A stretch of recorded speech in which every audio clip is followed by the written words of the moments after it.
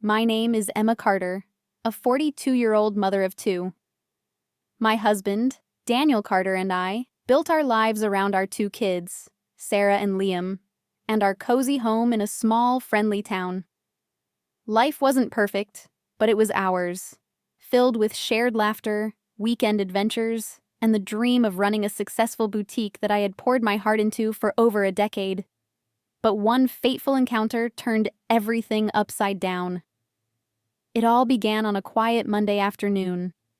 A woman I'd never seen before walked into my boutique. She was striking, with a polished presence that immediately caught everyone's attention. "Are you Emma Carter?" she asked with a smile that didn't quite reach her eyes. "Yes, that's me," I replied, trying to place her face but failing. She extended her hand, her tone suddenly turning more formal. "I'm Rebecca Fields," she said. "I've heard a lot about this place from Daniel." Her mention of my husband caught me off guard. "You know Daniel?" I asked, keeping my tone light, though a tiny thread of unease started to wind its way through my mind. "Oh, yes. We've been working together closely these past few months," she said casually, glancing around the boutique. "He's such a talented man." There was something in her voice that made me uncomfortable, but I pushed the thought aside. "Well, thank you for stopping by," I said, feeling an odd urge to end the conversation. Rebecca lingered a moment longer, her eyes scanning the boutique, before leaving with a graceful nod. That evening, I mentioned Rebecca to Daniel. He brushed it off, saying she was part of a new project at work. "She's just trying to make connections," he said, his attention focused on his phone.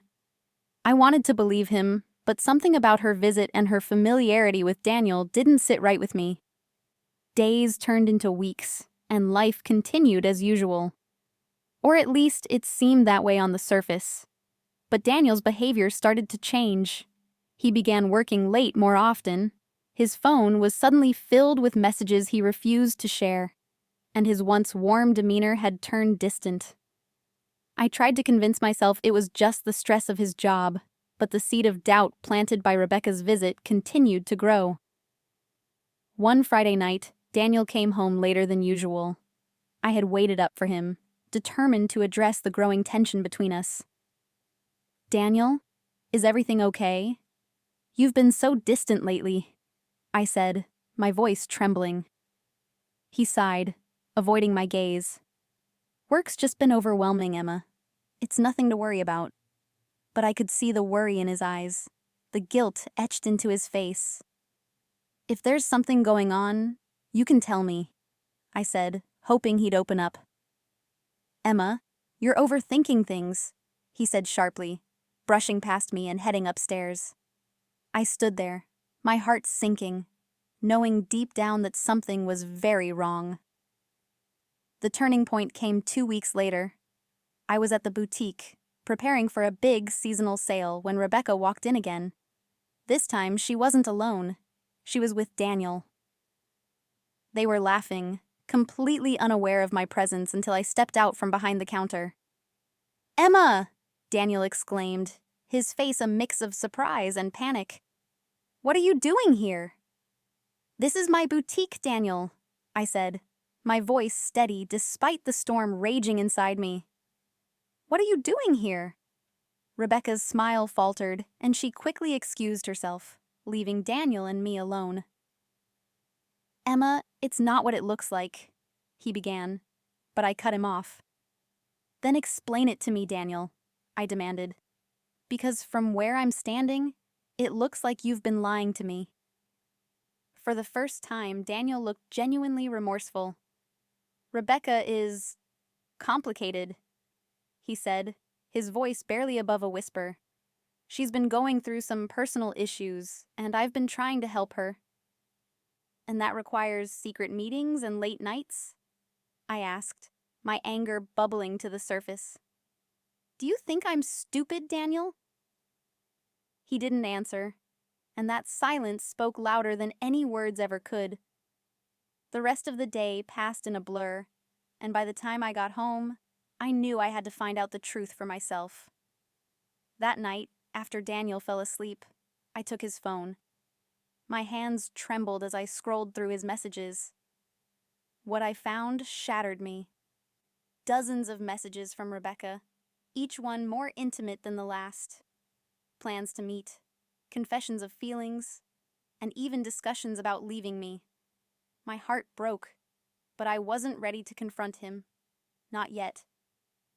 I needed time to process what I had discovered and decide what to do next. Over the next few days, I kept up the appearance of normalcy, but inside, I was a mess. Finally, I decided to speak with Rebecca directly. I called her, asking to meet under the guise of discussing a business opportunity. She agreed, and we met at a small cafe on the edge of town. "Rebecca," I began, trying to keep my composure.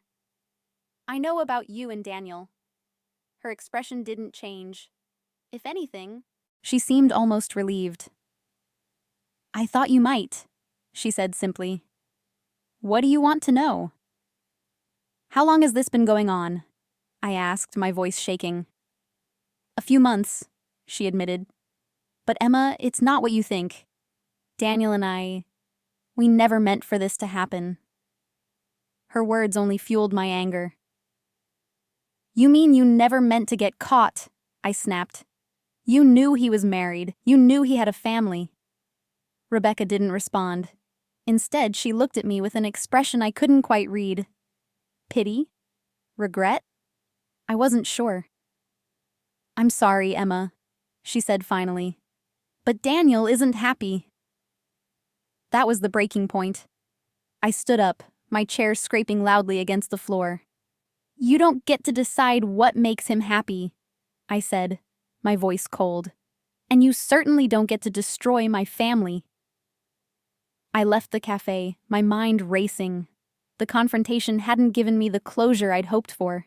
If anything, it had only deepened my resolve to protect my children and rebuild my life without Daniel.